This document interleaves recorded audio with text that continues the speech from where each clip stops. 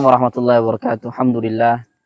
Wassalatu wassalamu ala Rasulillah wa alihi wa sahbihi wa man tabi'ahum bi ihsanin ila yaumiddin ma ba'd. Bersama kita senior, kakak senior. Beliau kakak senior waktu kami masih di pesantren Al-Quran Babu Salam. Kuliah di tempat jauh, jurusan hukum keluarga. Hari ini kita akan membahas tentang pendidikan. Ya. Menurut bro, menurut bro, ya, menurut Anda pendidikan sebenarnya seperti apa?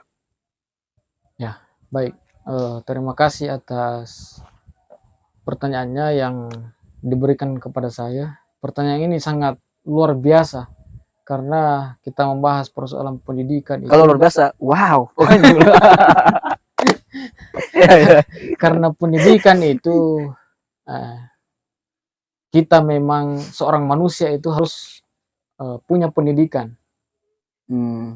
Harus punya pendidikan karena di mana-mana seorang manusia itu Rasulullah pernah menyampaikan, man arada dunya fa'alaihi bil ilmi, man arada al-akhirah fa'alaihi bil ilmi. Jadi kedua itu untuk mendapatkan kebahagiaan dunia dan akhirat harus dengan ilmu. Jadi sistem kita di Indonesia sekarang melalui pendidikan mulai dari TK, SD, SMP, SMA sampai di perguruan tinggi, itu terstruktur. Jadi melalui jenjang itu kita mendapatkan satu penghargaan. Nah, di situ biasa salah satu bukti untuk bagaimana kita orang yang berpendidikan itu sendiri. Jadi pendidikan itu khususnya di kalangan kita sekarang, generasi sekarang, itu harus betul-betul ada. Harus betul-betul berpendidikan.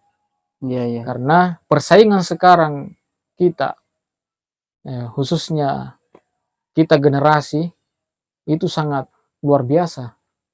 Dan kalau tidak dibekali dengan satu pendidikan tadi, tidak ada ijazah misalkan, kita tidak akan bisa bersaing di sana. Yeah. Penting pendidikan. Itu penting pendidikan. Cek saya Ustaz Jamril nelpon itu. Penting pendidikan ya? Iya, sangat penting. Ini Ustaz, kenapa Ustaz lagi? Ini bro, ada juga begini, kan pendidikan di sekolah terkadang terjadi pemukulan begitu. Iya. Sebagai orang yang mendalami hukum keluarga itu, misalnya kan itu kan pendidikan kata mereka, kata para guru misalnya, memukul siswa yang melanggar, kemudian mengadu ke orang tua, kemudian lapor dengan alasan HAM. Itu bagaimana di undang-undang ada?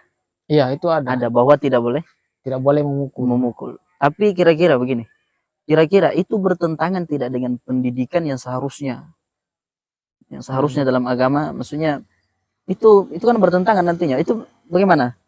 Ya, jadi pendidikan sekarang itu sudah betul-betul memang diatur oleh undang-undang atau hak asasi manusia ya. Jadi kita harus pisahkan antara HAM dengan pendidikan. Kalau pendidikan itu memang kita dibentuk ya, dibentuk bagaimana kita supaya terbentuk dalam menuntut ilmu itu punya mental yang kuat, punya keyakinan, punya kesabaran, dan punya keikhlasan dalam menempuh pendidikan. Karena itu jangkanya sangat panjang untuk menempuh pendidikan itu, panjang. Jadi dengan adanya HAM ini, ketika misalkan ada seorang murid yang mungkin nakal, ya itu dengan mungkin seorang gurunya ada cara tersendiri, apakah melalui kekerasan atau dipukul, baru bisa mendengar. Nah, sebenarnya itu selama tidak mencederai sebenarnya seorang anak ini, itu sebenarnya tidak jadi masalah dan keluarganya tidak keberatan, itu sebenarnya tidak jadi masalah. Tidak masalah. Tapi kalau misalkan seorang anak ini cengeng, manja, memang dari dididiknya orang tuanya memang dia manja, maka dia akan keberatan. Dan ini sebenarnya yang harus diantisipasi, terkhusus kepada orang tua nantinya ketika mendidik anak itu jangan terlalu dimanjakan, karena itu akan terbawa nanti. Jadi apa yang diberikan terhadap anak itu, maka itulah yang dia akan dapatkan nantinya. Jadi sebenarnya HAM dengan pendidikan yang seharusnya itu memang tidak bertentangan. Iya, tidak bertentangan. Memang betul tidak boleh kekerasan, bahkan dalam agama tidak boleh kekerasan. Iya, betul. Dan peraturan undang-undang kita juga begitu, tidak boleh kekerasan. Cuma kekerasannya bagaimana mungkin ya? Iya, itu perlu kekerasan yang bagaimana yang tidak boleh itu. Iya. Jangan cuma dicubit kemudian mengadu kemudian dengan alasan HAM dipenjarakan sang guru kan. Betul. Ngeri kelihatannya ada guru dipenjarakan sama murid. Gimana berkah ilmunya kira-kira? Apalagi kita kan diajarkan bagaimana kita menghargai orang yang menyampaikan, menghargai guru. Itu sangat penting. Jadi pemahaman sekarang mungkin ya, pemahaman sekarang para orang tua memahami HAM dengan memahami pendidikan, itu mungkin mereka yang salah. Iya, betul. Ketika salah dalam memahami HAM, mereka berkata bertentangan antara pendidikan yang seharusnya dengan HAM, bertentangan. Lagi mereka menggunakan HAM untuk memenjarakan guru yang selama ini mendidik, memberikan ilmu, mensuplai pengetahuan, kemudian tiba-tiba dipenjara gara-gara satu cubikan. Jadi mereka sebenarnya sejalan antara syariat ini, pendidikan dalam syariat, pendidikan dalam agama dengan pendidikan yang diatur oleh undang-undang itu. Betul. Satu jalan ya. Satu jalan. Karena begini juga Pak. Misalkan seorang guru, itu biasa guru, terkadang emosinya yang dibawa ke kelas. Itu yang jadi masalah juga. Jadi undang-undang itu juga bukan sembarangan. Perlu dikaji seperti apa kronologinya nih, sehingga bisa terjadi pemukulan, terjadi kekerasan, itu seperti apa. Jadi gitu. Jadi HAM itu tidak semerta-merta untuk langsung begitu saja begitu ada kekerasan langsung. Tidak. Kita klarifikasi dulu. Jadi begitu. Tidak sembarangan ya. Iya. Bukan sembarangan juga pemerintah. Betul. Menaruh di situ ada HAM. Iya. Karena pasti yang mendidik juga harusnya berilmu juga. Betul. Bagaimana harusnya memukul, bagaimana harusnya mengajar. Jangan emosi yang ada di rumah dibawa ke kelas. Betul. Akan seperti apa muridnya nanti. Iya. Padahal kan tarbiyah, pendidikan itu kan tarbiyah. Iya. Yang mengajar disebut murabbi. Itu satu akar kata dengan Rob. Betul. Tuhan. Kenapa Rob disebut Tuhan? Karena dia menumbuhkan. Jadi murabbi, sang pengajar, untuk mentarbiyah seorang murid itu sebenarnya bukan mengandalkan ilmunya, tapi perlu contoh yang baik. Contoh yang baik. Di antaranya cara mengajar. Iya. Sebagai orang yang mendalami hukum keluarga, bagaimana kira-kira seharusnya dalam mendidik anak di dalam keluarga kecil ini? Ya, baik. Dalam mendidik anak itu dalam keluarga, ini kita berbicara bukan persoalan berdasarkan dengan pengalaman yang pernah saya anu, karena sekarang saya belum memiliki generasi pelanjut. Harus ini bro, harus takut kalau muslimin tidak punya keturunan. Iya, harus takut. Karena kita nanti kekurangan generasi. Orang bahaya. Wal yakhshal ladzina law taraku betul min khalfihim dzurriyyatan dhiyaf. Orang beriman itu harus takut kalau dia tidak punya keturunan. Siapa yang melanjutkan? Iya, tidak ada lagi yang generasi yang akan melanjutkan nanti perjuangan-perjuangan. Kalau bapaknya hebat, kehebatan akan berhenti kalau dia tidak punya keturunan. Oke, tapi sebagai orang yang pernah mempelajari hukum keluarga, sebagai orang yang pernah mendalami hukum keluarga, betul. Cara sebenarnya yang efektif untuk sang anak dalam keluarga seperti apa? Ya, jadi bagaimana kita cara mendidik seorang anak? Jadi pendidikan yang pertama yang kita berikan kepada anak itu ya kita mengajari dia bagaimana selalu memberikan aura-aura yang berbau Islami. Berbau Betul. Islami. Artinya Iya, iya. bukan berarti karena ini kan dia belum seutuhnya dia mendengar, Iya, belum iya. seutuhnya dia melihat. Jadi sebelumnya itu kita harus harus sering-sering memberikan aura-aura Islami, dalam artian ya selalu membacakan Al-Quran, Al-Quran, ayat-ayat Al-Quran. Kita mengajari masukkan, sholat, ya, mengajarkan sholat. berikan contoh yang baik. Betul. Jangan cuma memerintah sambajang kok nak. Kalau dia tidak sambajang. Jadi begitu, orang tua itu harus ya ketika misalkan anak sudah di fase sudah layak ya, sudah layak untuk mendapatkan pengajaran, sudah layak mendapatkan pendidikan, ya itu harus memberikan contoh yang banyak kepada anaknya, misalkan sholat. Ya kita orang tua itu harus ya rajin sholat, rajin puasa, gitu. Karena bahaya kalau sambajang kok nak, tapi ini yang nyuruh sambil minum. Sambajang kok nak, sambajang. Itu mungkin kenapa ayat Quran itu merapikan kata-kata seperti itu. Ya. Ku anfusakum wa ahlikum nar. Jaga dirimu, baru kemudian wa ahlikum. Jadi menata diri pribadi dulu, baru kemudian wa ahlikum, keluarga.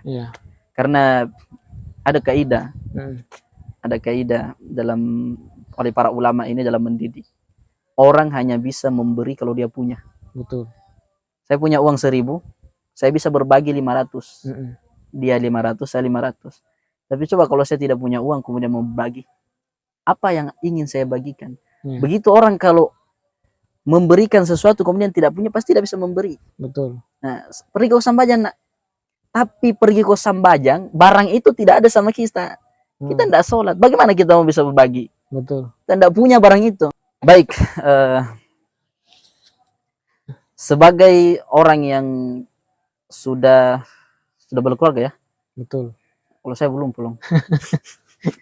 Belum ada yang seberuntung raja, seberuntung permaisuri mendapatkan saya. Sangat luar biasa kata-katanya. Sangat luar biasa ya. Ya. Belum ada yang pantas.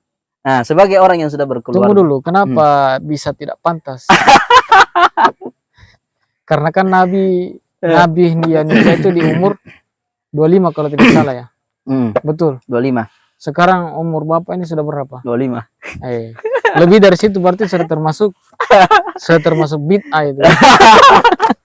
Kita bercanda ini. Jadi sebenarnya sudah bisa sebenarnya untuk menata keluarga kecil ini. Tapi ada alasan tersendiri. Apa kira-kira alasannya?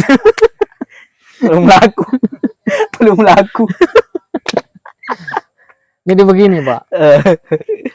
Jadi persoalan ketika misalkan sudah ada niat memang di dalam hati ingin berkeluarga untuk menyempurnakan agama ya. Itu sebetulnya diharuskan itu Pak. Karena khawatirnya nanti, ini kan kita masih muda ya. Itu masih banyak, ini kan hidup kita sosial ya. Hidup sosial, bermasyarakat. Apalagi Bapak ini sering ngisi pengajian.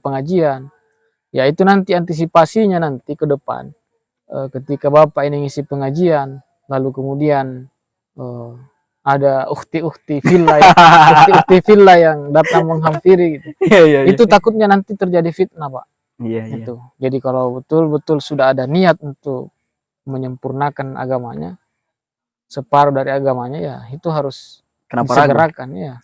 Persoalan rezeki itu di belakang ada Tuhan Pak yang mengatur itu. Nanti insyaallah dong. Pertanyaan ku hindarin dulu. Kapan menikah? Nah, lanjut tadi ya. Ya, siap. Lanjut kembali pada tema pendidikan. Ya.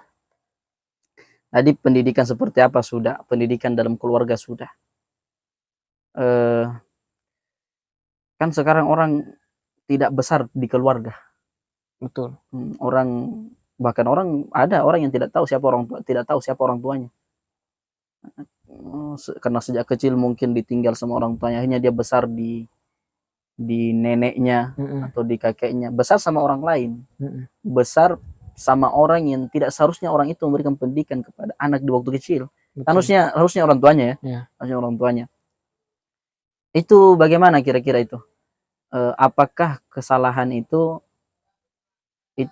orang tuanya yang salah, atau karena pasti orang tuanya punya alasan juga, punya alasan untuk meninggalkan sang anak kecil ini. Nah, ini kamu di nenekmu kona, emang di kakekmu kona, kela lampa.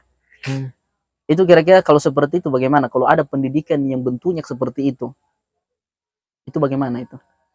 Jadi begini, persoalan pendidikan terhadap anak itu harusnya ya, layaknya atau bagusnya itu memang kedua orang tuanya.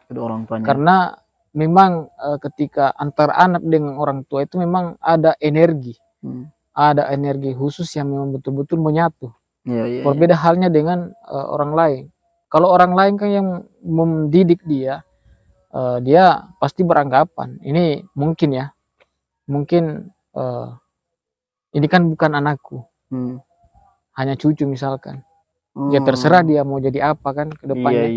Jadi kasih sayang itu bunda berbeda dengan orang tua, ibu dan bapaknya itu berbeda dengan orang lain itu. Karena gitu. Kalau orang tuanya akan berkata ini anakku. Iya, betul. Kalau kakeknya misalnya ini hanya cucuku. Jadi prinsipnya begini sebenarnya, kalau persoalan pendidikan kan untuk dicapai, untuk kedepannya menggapai tadi kebahagiaan dunia dan akhirat itu kan, yang didasari dengan ilmu. Cuman itu. Jadi kita perlu memang pendidikan yang khusus ya dalam pembentukan mental itu tadi. Karena kesuksesan itu untuk diraih kesuksesan itu bukan nanti. Tapi untuk meraih kesuksesan itu sekarang. Mulai dari sekarang. Jadi apa yang kita lakukan hari ini, maka itulah yang akan kita petik nanti. Itu yang kita dapatkan nanti. Jadi ketika ada beranggapan bahwa kesuksesan itu nanti ya setelah dewasa, itu salah sebenarnya. Jadi apalagi kalau berkata belum waktunya. Ya, belum waktunya. Itu sangat-sangat fatal itu. Iya, jadi itu tadi. Jadi memang kita perlu dibenturkan dengan benturan yang begitu memang bisa membentuk kita, bisa membentuk diri kita kepada yang lebih baik, mental yang kuat, sehingga bisa mendapatkan pendidikan yang baik juga. Nah, di mental yang kuat itu harus didasari tadi dengan kesabaran, keikhlasan itu tadi. Jadi begitu, Pak. Oke. Nah, ada lagi nih. Ada orang yang ini mungkin pasnya pertanyaannya begini. Efektif tidak kalau ada orang mempelajari kehidupan ini di perantauan? Bagaimana itu? Ya. Jadi belajar di perantauan itu. Jadi pertanyaannya pasnya begini. Bagaimana pendapat Anda tentang orang yang merantau? Ya. Merantau juga kan menjadikan itu sebagai pelajaran juga. Betul. Gimana itu? Jadi kan ada banyak ungkapan-ungkapan itu persoalan mencari pengetahuan itu harus jauh ya. Ada banyak sang motivator, sang motivasi mengungkapkan persoalan itu. Jadi orang yang merantau untuk mengarungi kehidupan ini itu tergantung daripada niatnya. Dia niatnya untuk mendapatkan apa? Itu. Dan apakah dia menginginkan hanya sebatas kerja atau hanya sebatas pengetahuan? Iya. Jadi itu dua itu. Jadi memang pendidikan itu tidak mesti dalam kelas. Tidak mesti. Oh iya. Jadi pendidikan itu didapat di mana saja. Di mana saja kita dapat. Ya, di perantauan. Bahkan mungkin lebih bagus di perantauan. Iya, karena berbeda. Jadi apa yang kita dapatkan di sana, pendidikan seperti apa mereka terapkan, itu kita bisa bawa ke daerah kita. Iya. Apalagi langsung action. Iya, betul. Nah, mungkin kalau di kelas mungkin teori ya. Ya, teori. Orang yang langsung terjun. mengerjakan hidup ini bukan cuma mengerjakan PR dalam kelas, Betul. tapi perlu action. Nya. Iya. Jadi ini para perantau seharusnya seperti itu. Ya. Menjadikan perbaiki niatnya, menjadikan semua keadaan itu bisa peluang untuk menuntut ilmu. Ya. Karena ini ada sahabat Nabi. Ada sahabat Nabi yang namanya Khalid ibn Walid, itu terkenal seumur hidupnya tidak pernah kalah peperangan. Itu kan orang Arab dia. Dia kan orang Arab, tinggal di Arab. Di Arab strateginya itu terkenal. Betul. Sudah dikenal sama orang strateginya maju mundur, namanya karwafah. Pokoknya kalau kita maju di sana pasti otomatis mundur. Di sana maju otomatis kita mundur. Itu strategi yang dilakukan karena orang Arab juga sering berperang antar mereka. Strategi maju mundur. Strategi maju. Jadi tidak punya strategi mereka yang baik untuk mengalahkan musuh. Coba kalau misalnya hanya seperti itu mau melawan Romawi, hancur sebentar. Betul. Sebentar hancur, sama sekali hancur. Tapi Khalid bin Walid itu menggunakan perantauannya sebagai ladang untuk belajar.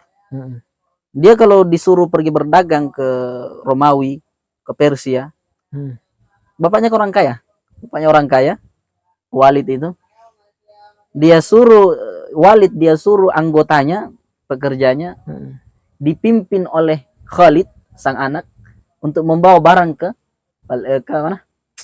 Ke Persia, ke Romawi, kemudian berdagang. Ternyata Khalid cuma nunjuk, kamu ke sana, kamu jual itu di sana, kamu jual itu di sini. Betul. Ternyata Khalid itu di waktu-waktu itu, sela-sela waktu itu ketika berdagang itu menggunakan kesempatan untuk mempelajari strategi mereka. Strategi mereka dalam berperang. Maka ketika dia kembali, orang kaget, kenapa Khalid seperti ini? Strategi perangnya ini lain dari orang-orang Arab. Betul. Kemudian Khalid berkata, ini permainanku ini. Ya. Permainanku ini. Artinya orang merantau, kalau dia menggunakan itu sebagai ladang untuk belajar, orang bisa sehebat Khalid. Semua peperangan tidak pernah kalah. Karena dia berdasarkan dengan pengalaman-pengalaman yang dia dapatkan, dia rangkum semuanya untuk dijadikan sebagai strategi. Bahkan Nabi kan pernah kalah dalam sejarah. Ya. Ketika Khalid masih kafir, melawan Khalid, kemudian kalah dalam perang Uhud. Itu hebatnya Khalid. Ya. Dan ternyata itu ilmunya didapat di perantauan. Betul. Bukan dalam kelas. Jadi para perantau gunakan itu jadi itu sebagai ladang ya. Ya, betul. Ini terakhir. Sebagai pakar ilmu hukum keluarga, nasihat apa kepada mereka yang berkeluarga untuk mendidik anak-anak mereka, juga kepada mereka para guru mendidik santri atau siswa-siswa mereka? Ya. Silahkan. Jadi untuk seorang guru ya, dalam mendidik murid-muridnya itu betul-betul harus ada sabar dalam mendidik murid-murid, karena karakter seorang murid itu kadang berbeda-beda. Ada yang sifatnya penyabar, ada yang sifatnya nakal ya. Jadi itu kita harus betul-betul mampu memahami karakter seorang murid itu. Ini bagi seorang guru nih. Sebagai seorang guru. Dan dalam proses pembelajaran itu kita harus memberikan teori-teori yang sesuai dengan ini yang mampu dia pahami. Jadi harus betul-betul guru itu seorang guru itu harus mampu dia menciptakan suasana yang betul-betul